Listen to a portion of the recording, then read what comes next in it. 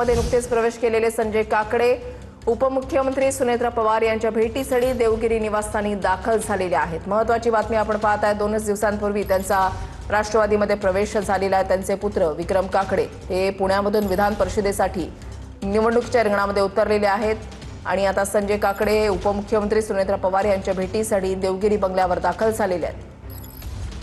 विधान परिषदेसाठी अर्ज मागे घेण्याचा आज शेवटचा दिवस आहे। मात्र याच अनुषंगाने ही भेट आहे का की आणखीन काही कारण आहे हे अजून स्पष्ट झालेले नाही। संजय काकडे सुनेत्रा पवारांच्या भेटीसाठी आता देवगिरी बंगल्यावर पोहोचलेले आहेत।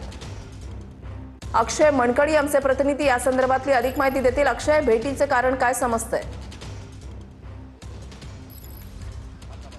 नक्कीच खरं तर आज उमेदवारी अर्ज मागे घेण्याचा शेवटचा दिवस आहे। खरं तर 17 जागेंवरती स्थानिक स्वराज्य संस्थांच्या विधान परिषदेची ही निवडणूक पार पडताना पाहायला मिळते आणि त्यातच पुण्याच्या सगळ्या जागेवरती खरं तर ती जागा महायुतीकडनं राष्ट्रवादी काँग्रेस पक्षाला सुटलेली आहे आणि पुण्याच्या स्थानिक स्वराज्य संस्थेच्या विधान परिषदेच्या जागेवरती महायुतीकडनं विक्रम काकडे हे अधिकृत उमेदवार आहेत। विक्रम काकडे आणि संजय काकडे हे खरं तर भाजपमध्ये होते काही दिवसांपूर्वी। त्यानंतर विक्रम काकडे यांना राष्ट्रवादी काँग्रेस पक्षाकडून अधिकृत उमेदवारी जाहीर झाल्यानंतर संजय काकडे आणि विक्रम काकडे यांचा अधिकृतपणे राष्ट्रवादी काँग्रेस पक्षामध्ये प्रवेश झालेला होता।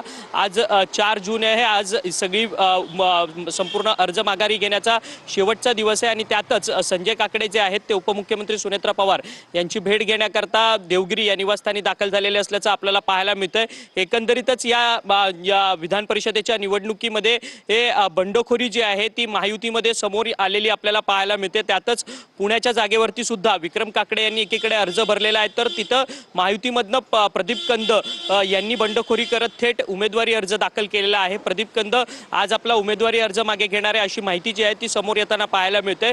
परंतु तत्पूर्वी ही स्थानिक स्वराज्य संस्थेची निवडणूक जी आहे त्या निवडणुकीमध्ये स्थानिक स्वराज्य संस्थेमध्ये निवडून आलेले जे लोकप्रतिनिधी आहेत ते विधान परिषदेच्या उमेदवाराला मतदान करत असतात त्या जागेवरतून। त्यामुळे या सगळ्या जागेच्या संदर्भातली काय गणितं आखायची आहेत त्या सगळ्या संदर्भातली रणनीती जी आहे ती ठरवण्याकरता संजय काकडे जे आहेत ते उपमुख्यमंत्री सुनेत्रा पवार यांच्या भेटीसाठी देवगिरी निवासस्थानी आलेले असल्याची माहिती जी आहे ती समोर येताना पाहायला मिळते।